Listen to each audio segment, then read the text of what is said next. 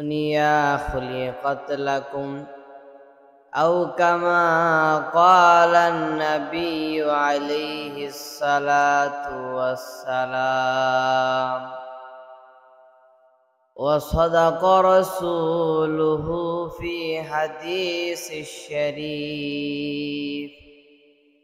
اللهم صل على محمد وعلى آل محمد كما صليت على إبراهيم وعلى آل إبراهيم إنك حميد مجيد اللهم بارك على محمد وعلى آل محمد كما باركت على إبراهيم وعلى آل إبراهيم إنك حميد مجيد بلغ العلا بكماله كشف الدجى بجماله حسنت جميع خصاله صلوا عليه وعاله بلغ العلا بكماله كشف الدجى بجماله حسنت جميع خصاله صلوا عليه وآله যাদের চেয়েও সুন্দর আমার প্যারা রাসূল যার ইশারায় ধন্য হলো তামাম নিখিল কুল যার ইশারায় ধন্য হলো তামাম নিখিল কুল আরব দেশের মা আমিনার ঘরে এলো চাঁদের নামটি রেখে দিলেন আল্লাহ মুহাম্মদ আরব দেশের মা আমিনার ঘরে এলো চাঁদের নামটি রেখে দিলেন আল্লাহ মুহাম্মদ সে মুহাম্মদ বড় হয়ে দিনের লাগি কষ্ট করে জুলুম অত্যাচারকে যিনি করিলেন নির্মূল চাঁদের চেয়েও সুন্দর আমার প্যারা রাসূল যার ইশারায় ধন্য হলো তামাম নিখিল কুল বালাগাল উলা বিকামালিহি কাশাফাদ দুজা বিজামালিহি حسنت جميع خصاله صلوا عليه وآله পৃথিবীতে কেউ স্থায়ী হয় না হোক না সে মহাবীর কিবা নমরু কেউ ভবে চিরকাল রয় না ঠিক কিনা পৃথিবীতে কেউ স্থায়ী হয় না হোক না সে মহাবীর কিবা নমরু কেউ ভবে চিরকাল রয় না, কেউ ভবে চিরকাল রয় না। পৃথিবীতে কেউ স্থায়ী হয় না, হোক না সে খালেদা কিংবা হাসিনা, কেউ ভবে চিরকাল রয় না। ঠিক কিনা? কেউ ভবে চিরকাল রয় না। পৃথিবীতে কেউ স্থায়ী হয় না, হোক না সে মহাবীর কিংবা নমরুদ, কেউ ভবে চিরকাল রয় না, কেউ ভবে চিরকাল রয় না। আলহামদুলিল্লাহ। মুআজ্জাজ মুকাররম জাতি মাথার মুকুট ওরাসাতুল আম্বিয়া, সম্মানিত উলামায়ে কেরাম, মুরব্বিয়ান আযম এবং দেশের বিভিন্ন জেলা থেকে আগত ইলম পিপাসিত ছাত্র ভাইয়েরা, দাড়ি পাকা মুরব্বী বাবাজিরা, সকলে মিলে সেই মহান মনিবের দরবারে কালিমাতু শুকুর এবং সুজুদ আদায় করছি যে আল্লাহ তাআলা আমাদের সকলকে ফিতনার জামানায় কোরআন এবং সুন্নাহর ভিত্তিতে সহিহ তরিকায় কিছু কথা বলবার জন্য এবং আপনাদেরকে শুনবার জন্য যে আল্লাহ আমাকে হিম্মত এবং আপনাদেরকে ধৈর্য দান করিলেন, সে মালিকের দরবারে শুকরগুজার হয়ে সকলে মিলে মুসলমানের আওয়াজে, গলা ফাটানো আওয়াজে, কাঁধের সাথে কাঁধ মিলিয়ে, ঢেউয়ের সাথে ঢেউ মিলিয়ে, গলা ফাটানো আওয়াজে সকলে মিলে শুকরিয়া আদায় করছি। সকলেই বলুন আলহামদুলিল্লাহ। মুহতারাম হাজরিন, সময় খুবই অল্প, এজন্য বেশি করা যাবে না। আপনাদের সম্মুখে কোরআন এবং হাদিসের গল্প, সময় সংক্ষেপ, সংক্ষিপ্ত সময়ে মুখতাসার আলোচনা। তো এই সংক্ষিপ্ত সময়ে আপনাদের সম্মুখে আমি বরকতের নিয়তে আয়াত হাদিস পেশ করেছি। এগুলোকে সামনে করে কিছু কথা বলার জন্য আমি ইরাদা করেছি। আল্লাহ তাআলা আমার এই ছোট্ট জবান থেকে কিছু উপকারী কথা বলার তৌফিক দান করুক। আপনারা দোয়া করুন, বলুন আমিন।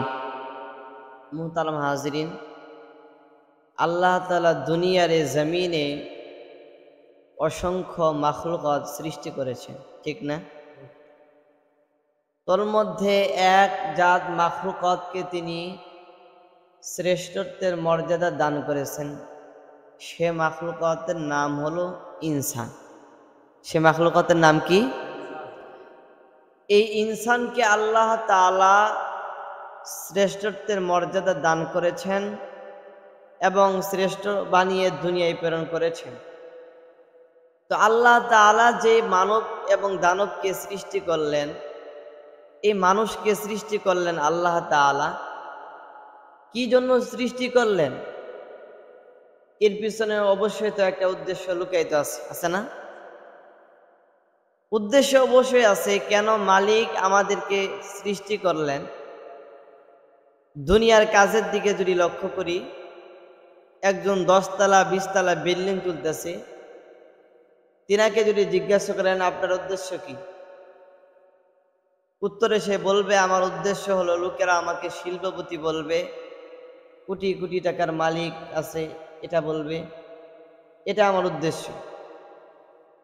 রিস্কাওয়ালাকে যদি জিজ্ঞাসা করেন এই তুমি রিস্কা চালাও কেন, রিস্কাওয়ালা উত্তরে বলবে আমার ছেলে মেয়েদের ভবিষ্যৎ আছে, ঠিক না? তো সকলের একটা না একটা উদ্দেশ্য অবশ্যই আছে। তো মালিক অনেক আদর করে শখ করে মানুষকে বানাইলেন, অবশ্য তো উদ্দেশ্য আছে, ঠিক না? সে উদ্দেশ্যটা কি? আল্লাহ তাআলা সূরা জারিয়াতের 56 নম্বর আয়াতের ভিতরে বলেন, ওয়ামা খালাকতুল জিন্না ওয়াল ইনসা ইল্লা লিয়াবুদুন অর্থাৎ আল্লাহ তাআলা মানব এবং দানবকে সৃষ্টি করেছেন আল্লাহর ইবাদত করার জন্য, গোলামি করার জন্য। আল্লাহ তাআলা মানব এবং দানবকে সৃষ্টি করেছেন তিনার ইবাদত করার জন্য, গোলামি করার জন্য। যে মানুষ আমি আল্লাহর ইবাদত করবে, আমি আল্লাহর গোলামি করবে, এই কারণে আল্লাহ তাআলা আদর করে, মায়া করে, শখ করে মানুষকে বানাইছেন এবং তিনি ইবাদত করার আদেশও দিয়েছেন বান্দাদেরকে। আল্লাহ তাআলা সূরা মারিজের 22 নম্বর আয়াতের ভিতরে বলেন, আমারা আল্লাহ তা'বুদু ইল্লা ইয়া, আমারও তোমরা, আল্লাহ তাআলা আদেশ করেছেন, আমারও তিনি আদেশ করেছেন আল্লাহ তা'বুদু, তোমরা আমার ইবাদত করো, ইল্লা ইয়াহু, একমাত্র আমারই ইবাদত করো তোমরা। আল্লাহ তাআলা কোরআনের আয়াতের ভিতরে বান্দাদেরকে নির্দেশ করেছেন যে বান্দারা তোমরা আমি আল্লাহর ইবাদত করো, আমি আল্লাহর গোলামি করো। তো মুহতারাম ভাইরা, আল্লাহ তাআলা ইবাদত করার জন্য মানব এবং দানবকে সৃষ্টি করেছেন, অন্য কোনো কাজের জন্য নয়। ইবাদত করার জন্য মানুষকে বানাইছেন, গোলামি করার জন্য মানুষকে বানাইছেন। তো ভাইরা, আচ্ছা কারা কারা আমার আলোচনা বুঝতেছেন দুনো হাত উঁচু করেন তো সকলেই, নাড়াচাড়া দেন সকলেই। এবার সকলে আমার সাথে বলেন সুবহানাল্লাহ। আর একটু আওয়াজ দিয়ে বলেন, আপনাদেরকে টেস্ট করতে চাই, দেখি আপনারা আমার সাথে আছেন কিনা। সকলেই মুসলমানের আওয়াজে একটু আওয়াজ দিয়ে বলেন সুবহানাল্লাহ ওয়ালহামদুলিল্লাহ লা ইলাহা ইল্লাল্লাহ আল্লাহু আকবার। বুখারী শরীফের ভিতরে আছে যে আল্লাহর নবী আল্লাহু আকবার জোরে বলেছেন, তার মানে বুঝায় আল্লাহু আকবার জোরে বলা সুন্নত, সুন্নত আদের জন্য। সকলে মিলে আরেকটু আওয়াজ দিয়ে বলেন আল্লাহু আকবার। ইমাম ফখরুদ্দিন রাজি রহমাতুল্লাহি আলাইহি তাফসীর ইবনে কাবিরের ভিতরে বর্ণনা করেছেন, বান্দা যখন আল্লাহু আকবার বলে আল্লাহর বরত্ব প্রকাশ করে, দুনিয়ার মানুষের বরত্ব প্রকাশ করার কারণে দুনিয়ার মানুষ বান্দার প্রমোশন বাড়ায় দেয়। আল্লাহ তাআলা বলেন, বান্দা যখন আমি আল্লাহর বরত্ব প্রকাশ করে আল্লাহু আকবার বলে, আমি আল্লাহ বান্দার প্রমোশন বাড়ায় দেই। এজন্য সকলে প্রমোশন বাড়ানোর জন্য সকলে আবার আল্লাহু আকবার বলেন। আরেকটু আওয়াজ দিয়ে বলেন আল্লাহু আকবার। এই পানিশাল এলাকায় যদি কোনো বাতিল শক্তি থাকে তারা যেন পালাতে বাধ্য হয়, সেজন্য সকলে বলেন আল্লাহু আকবার। আরেকটু আওয়াজ দিয়ে বলেন আল্লাহু আকবার। এবার সকলে হাত নামান। এই যে আলোচনা আওয়াজের সময় যেমন আমার সাথে ছিলেন, কিছু কথা আপনাদের সাথে বলবো, আমার সাথে থাকেন, এতে জীবন চলার জন্য কথাগুলো আপনাদের উপকারে আসবে। তো কিছু কথা শুনবেন তো ইনশাল্লাহ। আল্লাহ সবাইকে তৌফিক দান করুন। তো ভাই বলতেছিলাম, আল্লাহ তাআলা মানব এবং দানবকে কেন সৃষ্টি করলেন? তিনার ইবাদত করার জন্য, গোলামি করার জন্য আল্লাহ তাআলা মানুষকে সৃষ্টি করেছেন। এই ইবাদত এটা এমন এক জিনিস যেটা আল্লাহ তাআলা তৌফিক ছাড়া, আল্লাহ তাআলার সন্তুষ্ট ছাড়া কেউ ইবাদত করতে পারেন। এই যে আপনারা যে বয়ান শুনতে এসেছেন, নামাজ পড়ার জন্য এসেছেন, এটা কি আপনাদের ইচ্ছা মোতাবেক এসেছেন? আল্লাহ তাআলা আপনাদেরকে ভালোবাসছে বিদায় আপনাদেরকে মসজিদে এনেছেন, ঠিক না বেঠিক? এরা ভাইরা আপনারা লক্ষ্য করেন, আপনাদের মতো অনেক ভাই আছে যারা চার দোকানে গীবতে লিপ্ত হয়ে আছে, পাপাচার গুনাহ কাজে লিপ্ত হয়ে আছে, ঠিক না বেঠিক বলেন? কিন্তু আল্লাহ তাআলা আপনাকে আমাকে যাচাই বাছাই করে মসজিদে এনেছেন, এটার কারণ হলো একটাই, আল্লাহ তাআলা আপনাকে আমাকে ভালোবাসেন। আপনি আমাকে আল্লাহ তাআলা ভালোবাসেন, এ কারণে আল্লাহ তাআলার প্রিয় ঘর বাইতুল্লাহ মসজিদে আসার তৌফিক দান করেছেন। আল্লাহ তাআলা আপনি আমাকে ভালোবাসেন। তো ভাইরা আমার, এই ইবাদত এটা এমন এক জিনিস যেটা করতে হলে আল্লাহ তাআলা সন্তুষ্ট লাগে। আল্লাহ তাআলা সন্তুষ্ট ছাড়া ইবাদত করা যায় না। আল্লাহ তাআলা যার কল্যাণ চান সেই আল্লাহর পায়ে সেজদা দিতে পারে, সবাই দিতে পারে না। আল্লাহ তাআলা যার তৌফিক দান করেন সে মসজিদে এসে নামাজ আদায় করতে পারে, সবাই পারে না। তো ভাইয়ারা আমার, আল্লাহ তাআলা তো মানুষকে ইবাদত করার জন্য বানিয়েছেন। এবার কথা হলো, এই ইবাদত এটা কোন হায়াওয়ানের নাম, কোন বস্তুর নাম, এটা জানার দরকার আছে না?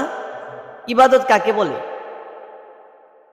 আমাদের মুরব্বীরা আমাদেরকে শিক্ষা দিয়েছেন, আমাদের বুজুর্গরা আমাদেরকে বলেছেন, আল্লাহর হুকুমে যে কাজটা করা হয়, আল্লাহর হুকুমে নবীর তরিকায় যে কাজটা করা হয় তাকে ইবাদত বলা হয়। আমার সাথে সকলে বলেন, আল্লাহর হুকুমে নবীর তরিকায় যে কাজটা করা হয় তার নাম হলো ইবাদত। এই ইবাদত সবাই করতে পারে না। আল্লাহ তাআলা যাকে চান তাকে দ্বারা ইবাদত করান। কথা বললে কথা উঠে আসে। আমাদের মুরব্বীদের মুরব্বী আশরাফ আলী থানবী রাহমাতুল্লাহি আলাইহি, সাকাল্লাহু সারাহু ওয়া জাআলাল জান্নাতা মাসওয়াহু, সকলে আমিন বলুন। তিনি এক কিতাবের ভিতরে লিখেছেন যে ইন্ডিয়ার জমিনে মালিক এবং ড্রাইভার বাজারের দিকে রওনা করেছে, জিনিসপত্র খরিদ করিবে।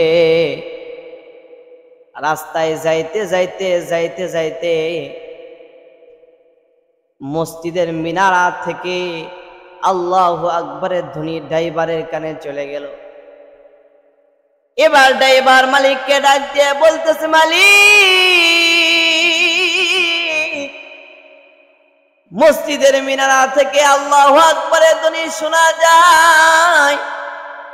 ও মালিক, মুয়াজ্জিন আমাকে হাইয়া আলাস সালাহ হাইয়া আলাল ফালাহ বইলা বইলা কল্যাণের দিকে দেখতেছি, মসজিদের দিকে আহ্বান করতেছি। ও মালিক, যদি আমাকে একটু সময় দেন, আল্লাহর গোলামি করতাম, মসজিদের ভিতরে যাইতাম। মালিক ডাক দিয়ে কয়, ওই বেটা, কথা কম কও, যাও সামনে অগ্রসর হও, কথা কম বলো, কথা কম বলো। ড্রাইভার এবার কোনো কিছু করতে না পেরে গাড়িটা নিয়ে সামনের দিকে রওনা করলেন। রাস্তায় যাইতে যাইতে যাইতে যাইতে ড্রাইভার এবার মোবাইলটা অন করে দেখে নামাজের সময়ের আর 5 মিনিট সময় বাকি আছে। এবার ড্রাইভার মনে বড় আশা নিয়ে মালিককে ডাক দিয়ে বলতেছে, মালিক, নামাজের আর 5 মিনিট সময় বাকি আছে। ও মালিক, যদি আমাকে একটু সময় দিতেন, আল্লাহর গোলামি করতাম। মালিক রে, যদি আমাকে একটু সময় দেন, আল্লাহর গোলামি করতাম, মসজিদের ভিতরে যাইতাম। মালিক আবার ধমক দিয়ে কয়, এই বেটা, কথা কম কও, যাও সামনের দিকে অগ্রসর হও। ড্রাইভার কোনো কিছু করতে না পেরে আবারও সামনের দিকে রওনা করলেন। রাস্তায় যাইতে যাইতে যাইতে যাইতে আল্লাহর কি কুদরত, আল্লাহর ঘর বাইতুল্লাহ রাস্তার পাশে দণ্ডায়মান। মসজিদ হলো আল্লাহর ঘর, মসজিদ হলো আল্লাহর ঘর। এবার ড্রাইভার মালিককে ডাক দিয়ে বলতেছে, ও মালিক, ওই যে দেখেন না আল্লাহর ঘর বাইতুল্লাহ, আমাকে ডাকতেছে। মালিক গো, যদি আমাকে একটু সময় দিতেন, আল্লাহর গোলামি করতাম, মসজিদের ভিতরে যাইতাম। মালিক এবার চিন্তায় পড়ে গেছে। মালিক মনে মনে চিন্তা করতেছে, আমি নিজেও তো নামাজ পড়ি না, আমার ড্রাইভার আমার গোলাম নামাজ পড়ার জন্য নিয়ত করেছে, তাকে যদি আমি নামাজ পড়ার সময় না দে, কাল কিয়ামতের ময়দান যেদিন কায়েম হবে, আহকামুল হাকিমিন মাওলার আদালতে আমি কি জবাব দেব? কাজে হে ড্রাইভার, যাও যাও যাও, তোমাকে আমি 10 মিনিট সময় দিলাম, এই 10 মিনিট ভিতরে তুমি নামাজ পড়ে আবার গাড়ি চলা আরম্ভ করবে। ড্রাইভার অনেক খুশি হয়ে গাড়ি থেকে তিনি নেমে পড়লেন। ওযু বানায়া মসজিদের ভিতরে তিনি আল্লাহ তাআলার ইবাদত করার জন্য প্রবেশ করলেন। সুন্নত নামাজ আদায়ের শেষে ড্রাইভার ফরজ নামাজ পড়লেন। ফরজ শেষ করে মুসল্লিরা আস্তে আস্তে ধীরে ধীরে সকলে মসজিদ থেকে বের হচ্ছেন। ড্রাইভার নামাজ শেষে তিনি তাসবিহ ফাতিমি পড়তেছেন, সুবহানাল্লাহ, আলহামদুলিল্লাহ, আল্লাহু আকবার। মালিক এদিক দিয়া বয়া রইছেন। মালিক কয়, আমার ড্রাইভার কেন বের হয় না? সকলেই তো বের হয়ে গেল, মুসল্লিরা সকলে বের হয়ে যায়, আমার ড্রাইভার কেন বের হয় না? মালিক এবার গাড়ি থেকে নামলেন, কেন আমার ড্রাইভার মসজিদ থেকে বের হয় না? মালিক এবার মসজিদের দরজায় চলে গেলেন। দরজায় দেয় দেখে ড্রাইভার অঙ্গুলির হিসাব করে কি যেন গুনতেছে আর কি যেন বলতেছে। মালিক কয়, ব্যাপার কি ড্রাইভার কি হিসাব করতেছে? আমি তো তার তেল কেনার টাকাই দেইনি। ড্রাইভার এবার মনে মনে বলে, ও বুঝছি, আমি যে তাকে গত মাসে তেল কেনার টাকা দিছিলাম, এটা মনে হয় সে চুরি করছে, এটার হিসাব মনে হয় ড্রাইভার বেটা করতেছে। ও মুসলমান, ড্রাইভার কত, মালিক কত বড় কপাল পোড়া, মালিক কত বড় কপাল পোড়া, কত বড় কপাল পোড়া হলে এই কথাটা মালিক বলতে পারে যে সে তেল কেনার টাকা দিছিল, এটার হিসাব করতেছে। এবার মালিক ডাক দিয়ে বলে, ড্রাইভার সুফিগিরি ছাড়ি দাও, মুসল্লিরা সকলে বার হয়ে গেছে, তুমি মসজিদের ভিতরে আসো, চালু করে মসজিদ থেকে বের হয়ে আসো।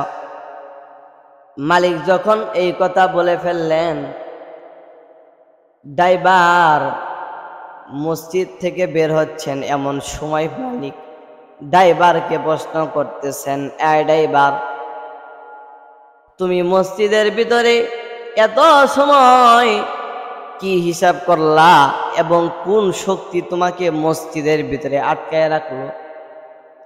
ড্রাইভার এবার বলতেছে, মালিক তো আমাকে খুব কঠোরভাবে প্রশ্ন করেছেন, আমিও মালিকের কথার উত্তর খুব কঠোরভাবে দেব। মালিক এবার ডাক দিয়ে বলতেছে, বলো কোন শক্তি তোমাকে মসজিদের ভিতরে আটকায় রাখছে? এবার ড্রাইভার কঠোরভাবে মালিককে বলতেছে, মালিক, যে শক্তি আপনাকে মসজিদের ভিতরে আইতে দেয় নাই, ওই শক্তি আবার আমাকে মসজিদ থেকে বের হতে দেয় নাই। ও মুসলমান ইমানদার, তোমাদের কাছে যদি জানা থাকে যে শক্তি ড্রাইভারকে মসজিদে আতে দেয় না, ড্রাইভারকে মসজিদে আইতে দেয়, মালিককে মসজিদে আইতে দেয় না। যদি মুসলমান তোমাদের জানা থাকে, চিল্লায় বলো সেই শক্তির নাম। আরেকটু আস্তে বলো সেই শক্তির নাম কি? আরেকটু মহব্বতের সাথে বলো সেই শক্তির নাম কি? ও মুসলমান, আমরা কেমন মুসলমান? আল্লাহ বলে ডাক দিতে মনে চায় না, আল্লাহ বলে ডাক দিতে মনে চায় না। বান্দা যখন গুনাহগার, বান্দা যখন আল্লাহকে 1 মাস 2 মাস পর 1 বছর পর মৃত্যুর আগ পর্যন্ত শেষ বয়স হয়ে গেছে, মৃত্যুর কাছাকাছি চলে গেছে, এমন সময় গুনাহগার বান্দা যদি আল্লাহকে একবার রহমান বলে ডাক দেয়, আল্লাহ তাআলার কুদরতি কলিজাটা ঠান্ডা হয়ে যায়। মা যখন সন্তানের উপর বেজার হয়, সন্তান যখন 1 সপ্তাহ 2 সপ্তাহ ভর মাকে ডাকে না, মা তখন বলে আমার সন্তান কেন আমাকে ডাকতেছে না। 1 সপ্তাহ পর যখন সন্তান মাকে মা বলে ডাক দেয়, মার কলিজাটা ঠান্ডা হয়ে যায়। মা ডাক দিয়ে বলে সন্তান কি চাই তোর বাবা, কি চাই তোর, তুই একবার আমার কাছে চা, আমি তোর আশা পূর্ণ করব। ঠিক আল্লাহ তাআলা তোমার চাইতে কোটি কোটি গুণ দয়াশীল। ও মুসলমান, যদি আল্লাহকে একবার মহব্বতের সাথে আল্লাহ বলে ডাক দাও, রহমান বলে ডাক দাও, আল্লাহ তাআলা কত রহমান। আল্লাহ তাআলা কয় বান্দা যখন আমি আল্লাহকে রহমান বলে ডাক দেই, আমি আল্লাহর কুদরতি কলিজাটা ঠান্ডা হয়ে যায়। আমি আল্লাহর কুদরতি কলিজাটা ঠান্ডা হয়ে যায়। বান্দা যখন আমি আল্লাহকে রহমান বলে ডাক দেয়, আমি আল্লাহর কুদরতি কলিজাটা ঠান্ডা হয়ে যায়। ও মুসলমান, সর্বশেষ একটা ঘটনা শুনো। আমার মালিক কত দয়াশীল, কত মেহেরবানি। মুসা নবীর জামানায় বৃষ্টি হয় না, বৃষ্টি হয় না। মুসা নবীর উম্মতরা মুসা নবীর কাছে অভিযোগ করলো, ওগো আল্লাহর পয়গম্বর, বৃষ্টি হয় না, আপনি আপনার রবকে বলেন আপনার রব যেন বৃষ্টি দেয়। মুসা নবী উম্মতদেরকে নিয়ে, সকল উম্মতদেরকে নিয়ে ইস্তেসকার নামাজ পড়ার জন্য মাঠের ভিতরে চলে গেছেন। ইস্তেসকার নামাজ পড়বেন।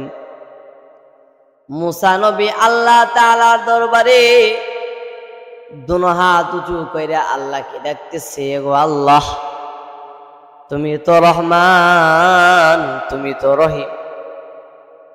ও আল্লাহ, তোমার বান্দারা বৃষ্টি হয় না, তাদের ফসল শুকিয়ে গেছে বৃষ্টি না হওয়ার কারণে। আল্লাহ, তোমার বান্দাদের উপর তুমি রহম করে বৃষ্টি দাও। আল্লাহ তাআলা মুসা নবীকে জানিয়ে দিলেন, ও মুসা নবী, আপনি যদি আমি আল্লাহর নিকট 1 বার নয় 2 বার নয় 10 বার দোয়া করেন, আমি আল্লাহ আপনি পয়গম্বরের দোয়া কবুল করব না। মুসা নবী বেজার হয়ে গেলেন, কেন আল্লাহ, তুমি না আমাকে নবী বানাইছো, তাহলে আমার দোয়া কবুল করবে না কেন? আল্লাহ তাআলা বলেন, মুসা, এই যে ইস্তেসকা নামাজ পড়ার জন্য যে মুসলমানেরা একত্রিত হয়েছে, এই মুসা, এই ইস্তেসকার ভিতরে এমন একজন গুনাহগার মুসলমান আছে যাকে আমি আল্লাহ অপছন্দ করি, যার কারণে, যার উপর অসন্তুষ্ট হয়ে বেজার হয়ে আমি আল্লাহ তাআলা আসমানের বারিশ বন্ধ করে দিছি। ও মুসা, তাড়াতাড়ি ওই বান্দাকে এই ইস্তেসকার মাঠ থেকে বের হয়ে যেতে বলো, তাছাড়া আমি আল্লাহ তাআলা বৃষ্টি দিব না। মুসা নবী উঁচা জায়গার উপর দাঁড়াইয়া এলান করতেছে, এই গুনাহগার বান্দা, কে আছো? তোমার মালিক তোমার উপর অসন্তুষ্ট। আমি প্রকাশ করার আগে তুমি নিজের গুনার উপর অনুতপ্ত লজ্জিত হয়ে এই ইস্তেসকার মাঠ থেকে চলে যাও। গুনাহগার বান্দা এবার বেকায়দায় পড়েছে, কি করবে?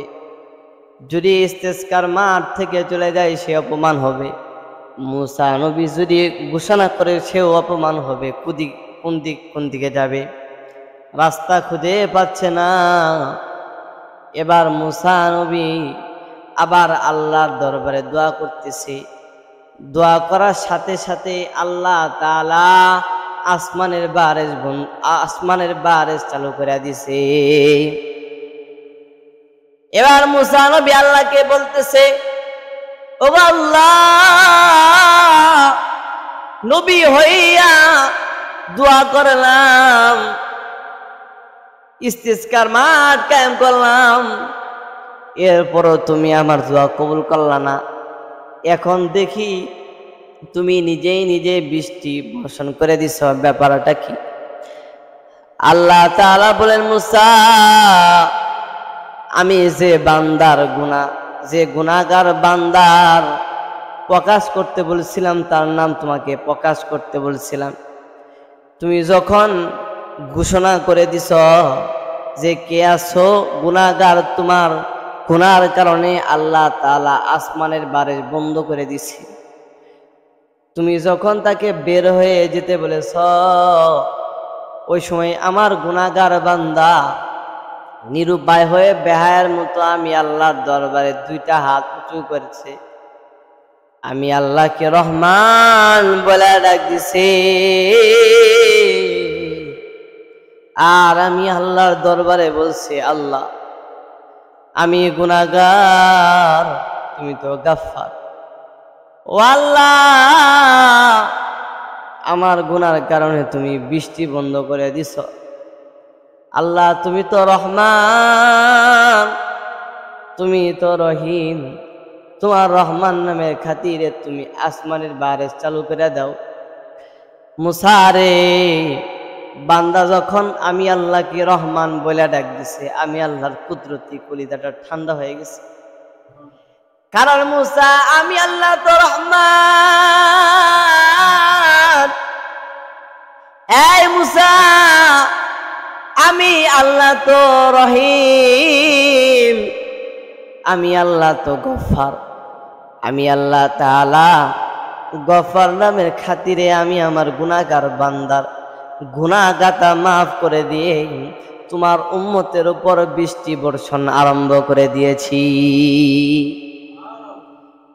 এই হলো আল্লাহ তাআলা রহমানের শান। তিনি কত বড় দয়ালু। তিনি বান্দাকে ইবাদত করার জন্য বানিয়েছেন, আবার তিনি ঘোষণা করে দিয়েছেন, ইন্নাল্লাহা মা'ানা, বান্দা তো আমার ইবাদত করবেই, আবার আমি বান্দার সাথে আছি। সুবহানাল্লাহ বলেন। আল্লাহ তাআলা বান্দার সাথে আছেন। তো ভাইরা আমার, এতক্ষণ পর্যন্ত কিছু আলোচনা আপনাদের সম্মুখে করলাম। আলোচনার মূল উদ্দেশ্য হলো আল্লাহ তাআলার ইবাদত। এই ইবাদত কাকে বলে এটা আপনাদের সম্মুখে বলেছি। তো ভাই, আল্লাহ তাআলার ইবাদত করতে হবে আমাদের। এই ইবাদত যার যত বেশি হবে, মালিকের প্রতি তার ভালোবাসা তত বেশি হবে। তো ভাইরা আমার, আপনারা সকলে রাজি আছেন না আল্লাহর ইবাদত করতে? সকলে রাজি আছেন? এই ইবাদত আবার দুই প্রকার হয়। এক প্রকার হলো ইবাদতে বদনি, আর এক প্রকার হলো ইবাদতে মালি। ইবাদতে বদনি বলা হয় শরীরের দ্বারা ইবাদত, আর ইবাদতে মালি বলা হয় ধন সম্পদের দ্বারা ইবাদত।